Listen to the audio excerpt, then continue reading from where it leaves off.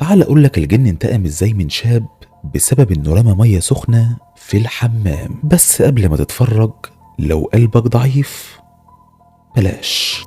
في يوم من الايام شاب كان بيعمل حاجه ما في حوض الحمام، وكان خالط الميه السخنه بالميه الساقعه. المهم بعد ما خلص اللي كان بيعمله قفل الميه الساقعه وخرج، ونسي خالص انه كان مشغل الميه السخنه علشان بعد شويه يسمع صوت الميه في الحمام. فافتكر جري وراح علشان يقفلها. اول ما دخل الحمام لقى طبعا بخار كتير من الميه، فقفلها على طول وساب الحمام يتهوى وطلع، وكان مفكر ان بكده كل حاجه انتهت. بس ده ما كانش شيء بسيط ولا عادي، لأن الشاب في نفس الليلة صحي من نومه مفزوع على صوت حاجة اتهبدت في الصالة. ولما طلع بسرعة وبص لقى كرسي السفرة مرمي في الأرض، فاستغرب جدا وبدأ يراجع كاميرا المراقبة، واللي شافه حرفيا خلاه يهرب من البيت في نص الليل. ولما راح وورى الفيديو لواحد من الناس اللي بيفهموا في عالم الماورائيات قال له انت لازم تسيب البيت لانهم هينتقموا منك